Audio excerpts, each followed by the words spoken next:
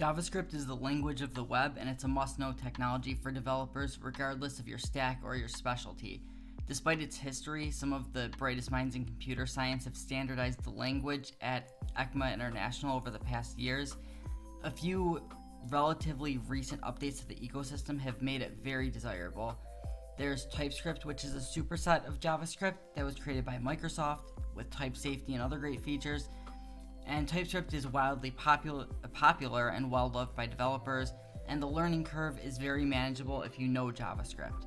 Babel is a free and open source transcompiler, or transpiler I've heard it called, which makes newer versions of JavaScript backwards compatible. Node.js is a runtime that allows you to write server-side code using JavaScript. So now you can build a full-stack application with JavaScript using Node.js on the back end and JavaScript on the front end or client side. You can also build desktop apps with Electron, you can build mobile apps with Ionic, and so many other things. That list goes on and on and on. All of that has made JavaScript much easier to find employment in, and just in general, it's made JavaScript a very fun community to be a part of. This is going to be a crash course to give you the basics, sort of as a jumping off point. Code without context isn't really helpful, so I'll provide this crash course in the context of Node.js.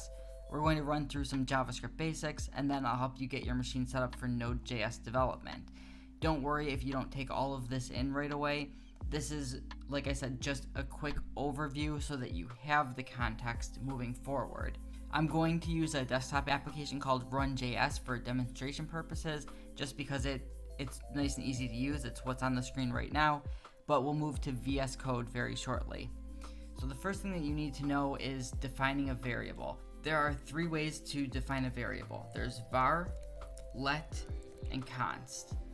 Now, var is outdated. You're not going to use that anymore. For the most part, var has really been left behind in exchange for let and const. For demonstration here, we'll do var my variable equals hello var, and we'll do my let variable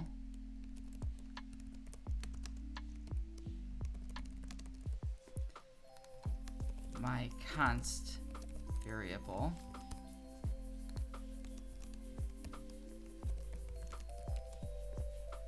So we have these three variables all in use. Let's console log this.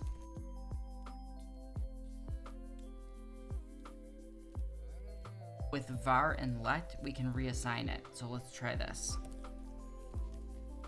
Okay, so we see that prints out as testing. If we try that with the let variable, we see that we can redefine it, but if we try that with the const variable, we get an error. This is a constant. So what you need to know about this is that if your variable is going to be redefined, you're going to use let. If you're doing something like assigning package to a variable in Node.js, or if you're creating a value that's not going to change, you would use const. Let's say hypothetically, you're keeping track of a score in a game. That score is going to change, so you're going to want to use let because it will allow you to redefine over it. You only use the declaration where you say let or const. You only do that the first time that you use the variable when you're declaring it.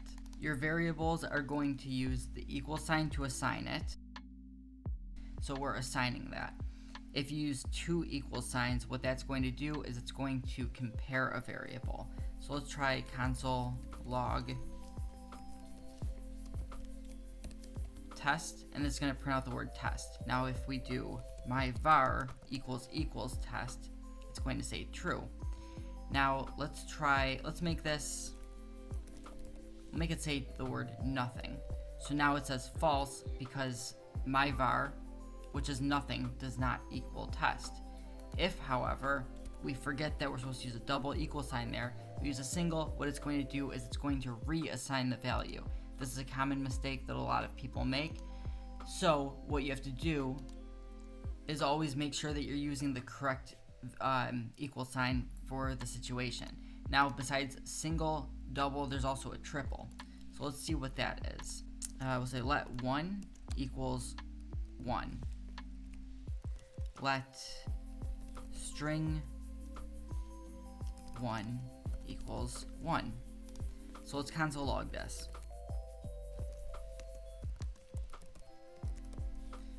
If we take a look at this, we're saying is 1 equal to string 1, it's coming up true. That's because we need to put in 3 equal signs to compare with strict mode on. So now we're comparing 1 to 1, whereas here, this is the flexibility that JavaScript gives you. Sometimes it's a good thing, sometimes it's a bad thing. A lot of people really don't like this about the language because this should never really truly be true. So that's why we have strict mode, and then we have the sort of online interpretive mode where it'll try to do its best to guess what you're trying to accomplish. Variables are going to be defined or named in camel case. So it's always going to look like something like that, where the first letter is going to be lowercase, and then each additional word is going to start with an uppercase letter. Now there's Pascal case.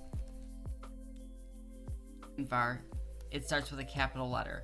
We generally reserve this for classes in JavaScript. I'll show you an example of a class, but it's not something that you're going to have to use, at least not early on. So this is just for the sake of example. We'll say we're going to create a class named person. We're going to make a constructor. Again, don't worry about this. I know it's a little bit complicated, but this is just for a very simple point I'm trying to make. And we'll say that it's made up of name, age, and then whether or not they're in school. And then we'll assign this dot name equals name. A class is going to be for when you want to create a new, you want to create something off of a prototype. So for example, what we'll say here, we'll say let person equals new person, because we're using the class to sort of, we're using the class to create a new object here. So we'll say new person, and we'll name this person Sam, age 22, and we'll say false, they're not in school. So now let's log person. And now you see that we have an object here. Again, I know that this is complicated, but don't worry about this. All I'm trying to show you is that we typically reserve this for classes. So it's normally going to look something a little bit more like that. This is Pascal case. This isn't really an object. What's inside of it is an object, but that's a class. So we can say person.age, but don't worry about this. There are also times where you can start a variable with an underscore, or you can use an underscore in a variable.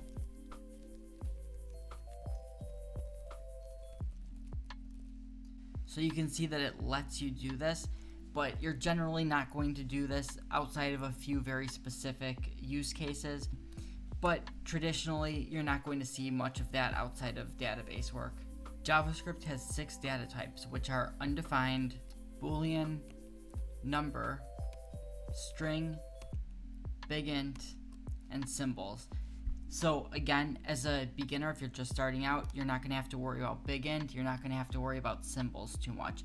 You'll usually see symbols when you're working with something like modifying an object. These are some examples. This is undefined, it's going to show up as undefined. We have Boolean, which is true or false. We have a number, and then we have a string, just like hello world right there. JavaScript is dynamically typed. Let's go through what this technically means. Let, because we're defining a variable, we'll call it check type. And we'll give that a value of false, which is a Boolean. So we'll log that out right there. Now let's do check type equals 1. So we're reassigning it. Now we'll do check type plus 3. And we're getting 4. This is just how it is. We've got a string right there. But now if we do, just like we did right here, let's copy and paste this. But now we have, this is just how it is, and then the number 3 at the end. So we did the same thing here and the same thing here, but got 2 very different results with it. You normally wouldn't be able to do this in a strong type language. So JavaScript is not strong typed, it's dynamically typed, and it's not compiled, so the compiler isn't catching these as errors. So these are what's called structural types. So let's make an object. And what we have on the left side, we have a key, and then on the right side, we have a value.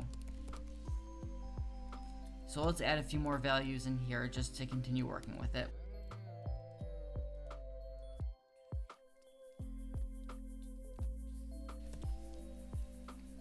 And we have key value pairs here. So let's see what we can do with this. There's two ways to access a key's value. So we can do myObject.key, and we'll get the value there. You can do that with anything, it doesn't have to be key. So we'll do it with age, we'll get 23. We can also do it like this. Another syntax that you can use. What do we do if we want to modify the key or the value? First, let's modify the value. That's the easier one to do.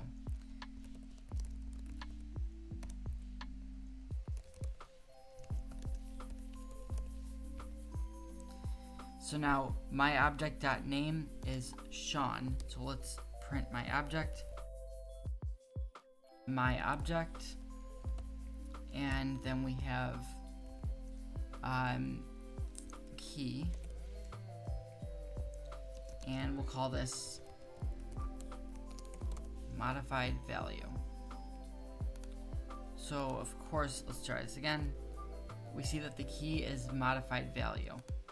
And just for the record, the reason that this is printing out right here, this is because I'm using this run.js program. This wouldn't normally happen if you were in VS Code. We're gonna modify the value of the key, I guess you could say.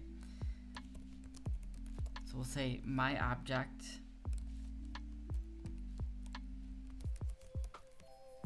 modified key equals my object key. So now we see modified key and modified value in there, but we still have key as modified value at the top here. So then what we would have to do, delete my object key. And now we have an updated key and value. So this went from being key and value to modified key and modified value. Now to destructure an object and to get some values out of it, we can do this.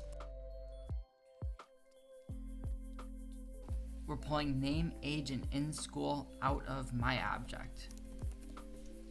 So this is called destructuring. Now we can do, we'll console log age, for example, and the age will print out right there.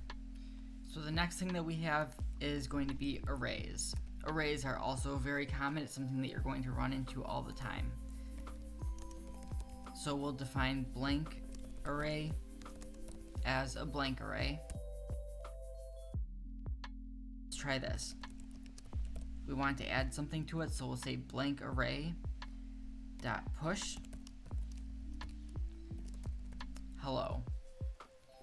And what it's doing here is it's giving me the number 1 because it added 1 value to the array.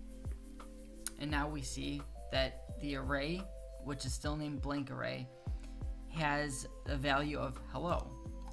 So let's push in another value. So now we have hello world. Now in JavaScript, arrays are indexed with 0. So that means we can do console log blank array. If we do 0, it'll give us the first value, which is hello. If we do 1, it'll give us the second value, which in this case is world. Blank array at index 1 equals world, exclamation point. We can also do this. We can say blank array of index 2, which doesn't have a value. We'll say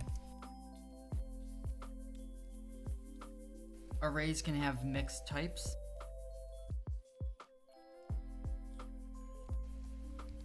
Okay, so now we have this array. Let's just print it out and take a look at it. let's throw one more value in here, and we're going to put an object in here.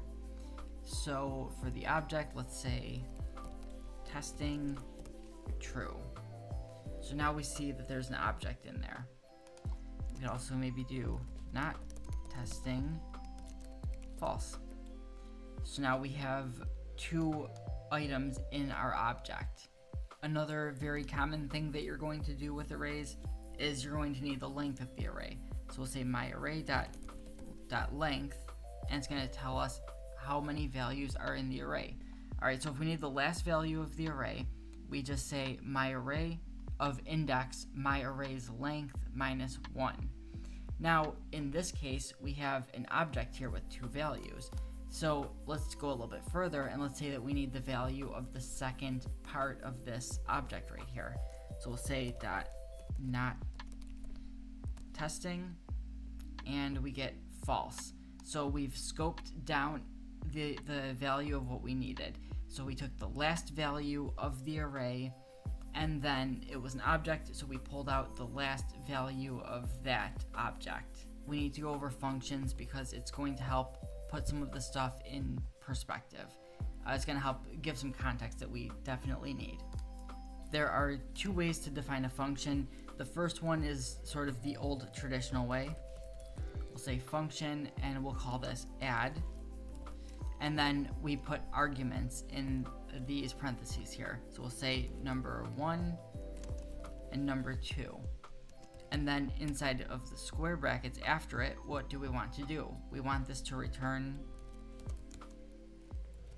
number 1 plus number 2. So let's try this out. We'll say add 150. So if you notice that, we get not a number. That's what NaN stands for. This is incomplete right here.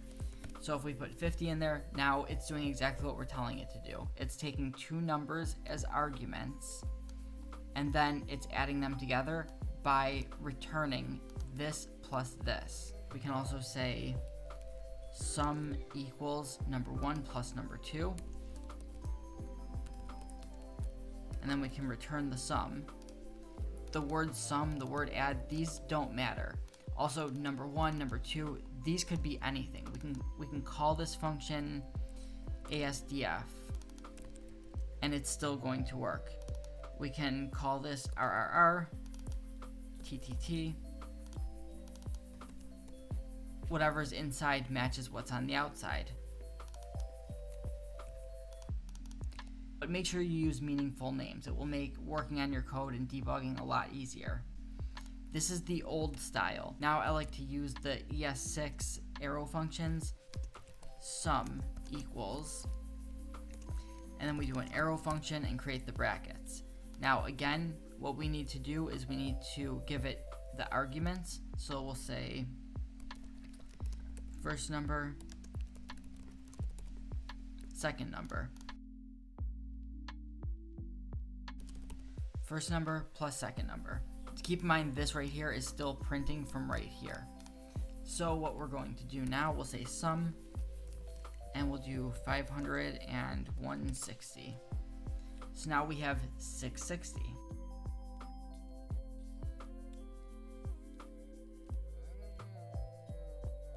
We have 5 values in this array right here. We want to loop through this. We'll say console.log, and we're just going to print the whole array right now.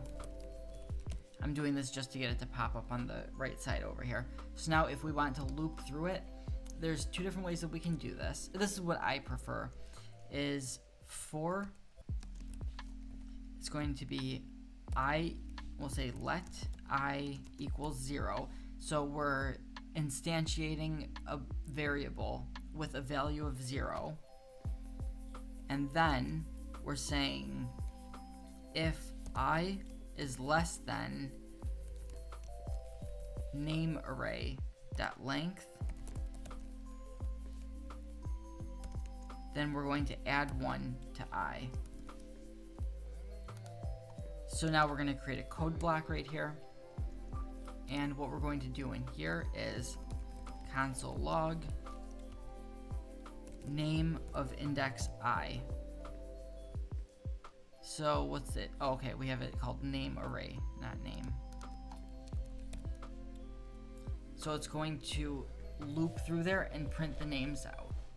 So there's another way that we can do this, and we can say name array, and this is what's called a higher order function.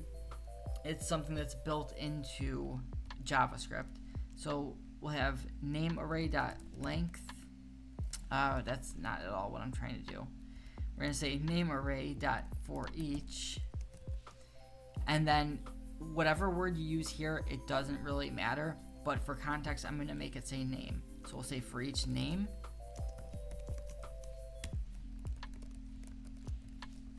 console log name. So let's go ahead and comment this out.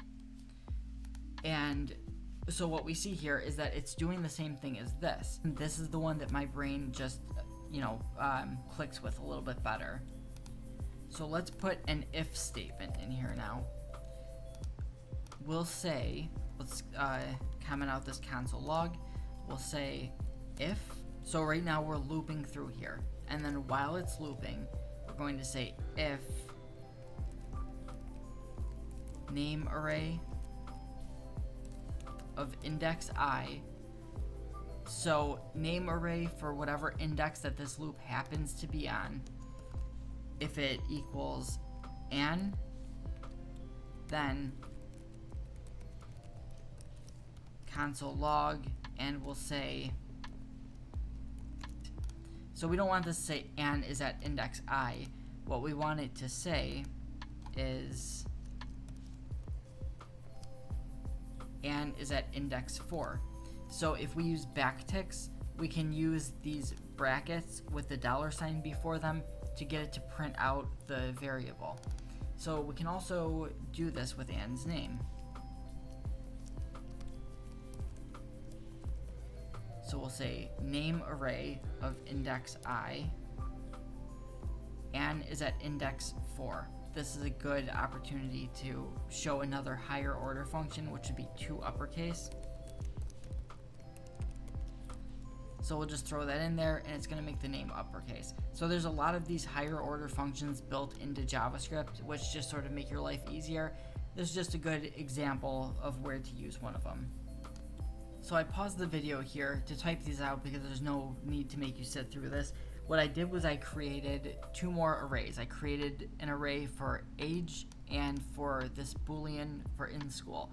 Now they all have 5 values in them. This is also a good time to show you that you can do more than just console log. Let's do console table. And it's going to show us sort of a table of the indexes and values. I want to show you more of a real world example, something that you're going to see more often. So for the sake of not having to type this all out individually, let's do this. We'll say person array. So what we want to do here is we want to create an object for each person, assuming that these line up like this, and then push them each into the array. So we're going to have an array of objects of people. So the first thing that we need to do is we need to create the object. So the object is going to look like this. Person,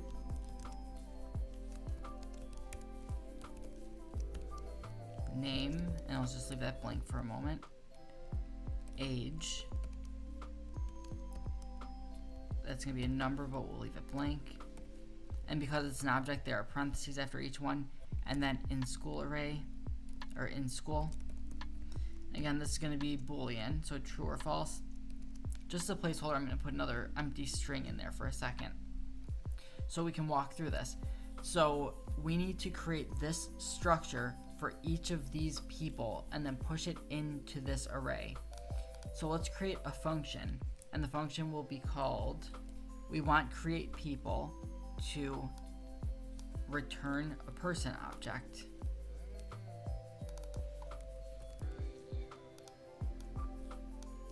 Okay, so far so good. We're just sort of taking this one step at a time to walk through the process of how we would make this if we were doing it. So now it needs arguments that it can create this person from. So it's going to need name, age, and in school.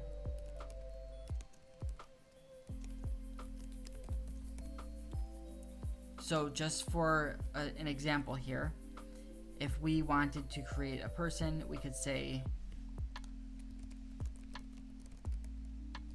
create people. We'll say Bob 22 false. Well, first we have to fix these empty strings here. So now we have a person object. So this is the shape that we want, but we need to push this into this array for each person. So the next step is that we need to create a loop. I just threw some notations in here to clean it up a little bit.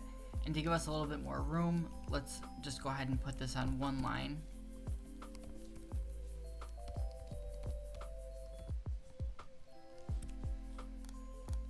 So now we have this function create people, and it's going to create the person. So again, we need to loop through this and then we'll instantiate a variable named I at 0. And then if I is less than name array dot length,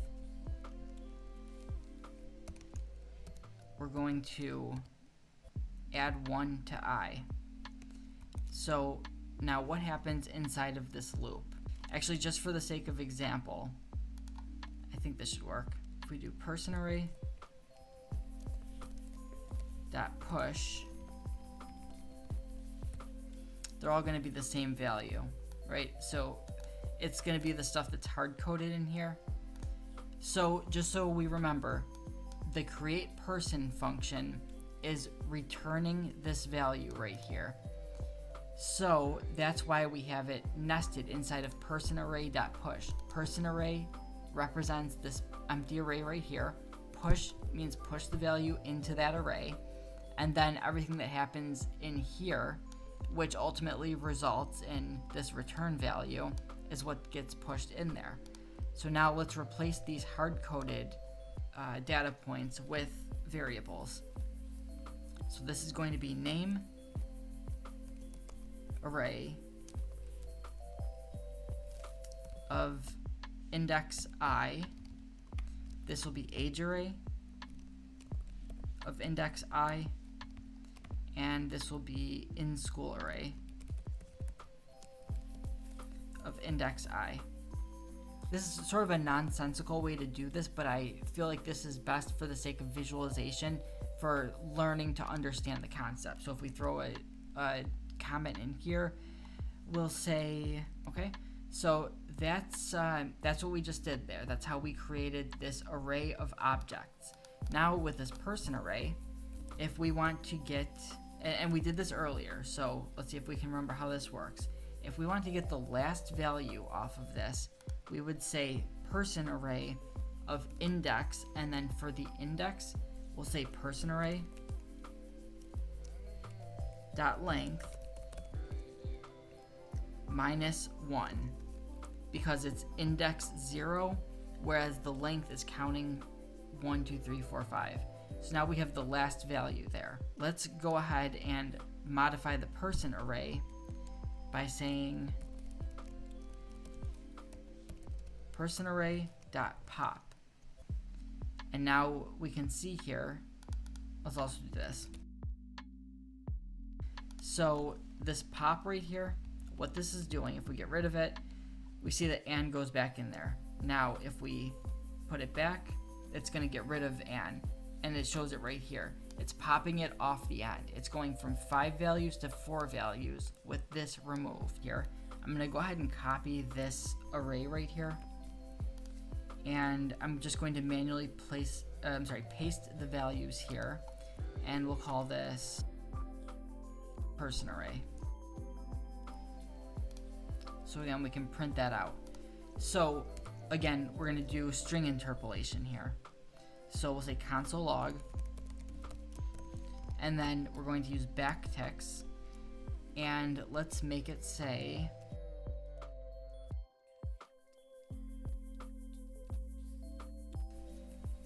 is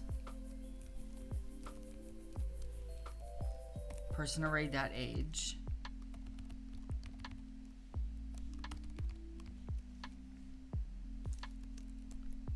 And I'm going to save this last one for after we finish the loop here. So we're going to create a loop. Let's just go ahead and comment this out for a minute. Person array dot for each person arrow function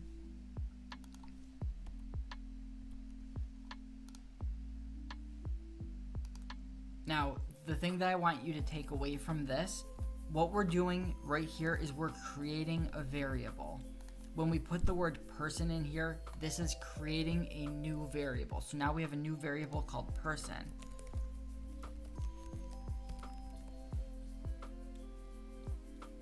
So, okay, let's go ahead and comment that out. Now we're going to replace person array with person because that's all we need now that we've created it.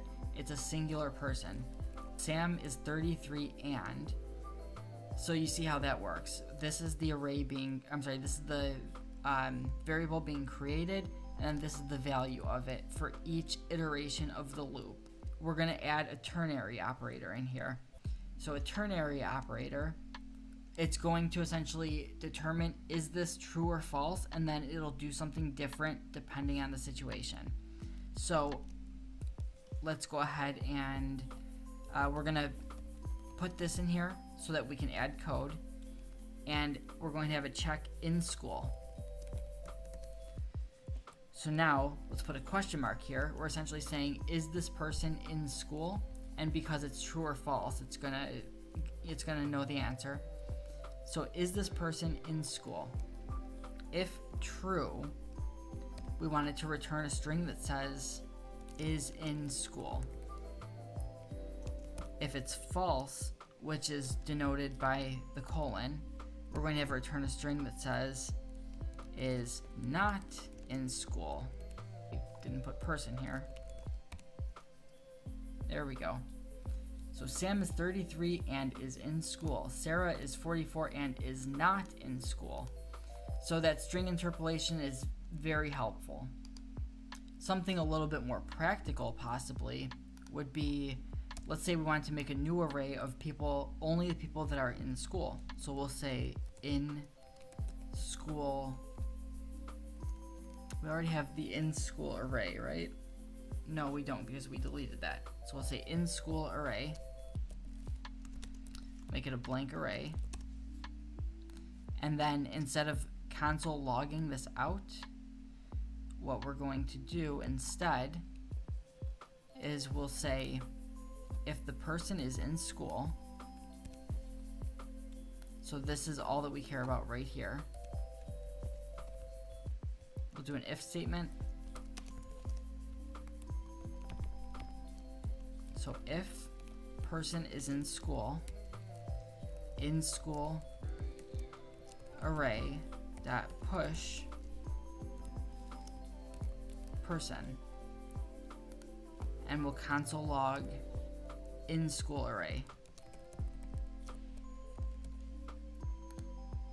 We actually don't need to console log it with this particular program. So it's filtering out the people that are in school. Now JavaScript can be an object-oriented language, a functional, or a procedural language depending on how you use it. So the last thing that I'm going to show you on this part here is going to be I think a very interesting example that will help a lot of things click into place. So let's go ahead and create a value. Let's create a function and we'll say addition. I'm going to do this with addition, subtraction, multiplication, division, and modulus. So I'll pause this real quick and type these out. So I have those typed out, and again, just to free up a little bit of screen real estate, I'm going to make this a little bit smaller. I hope you can still see that. So we'll say add 10 and 20, num1.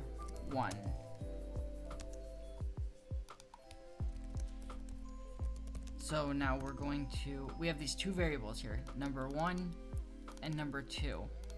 So now in multiply, let's pass in those values.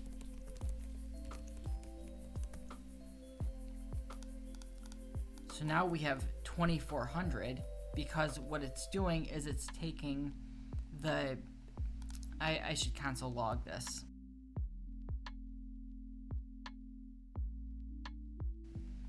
Okay, so it's taking this and it's multiplying them together. But let's abstract that out just one step further. So instead of multiplying the variables, let's actually multiply the functions.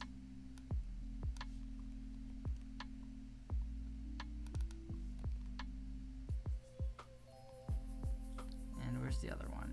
Right here.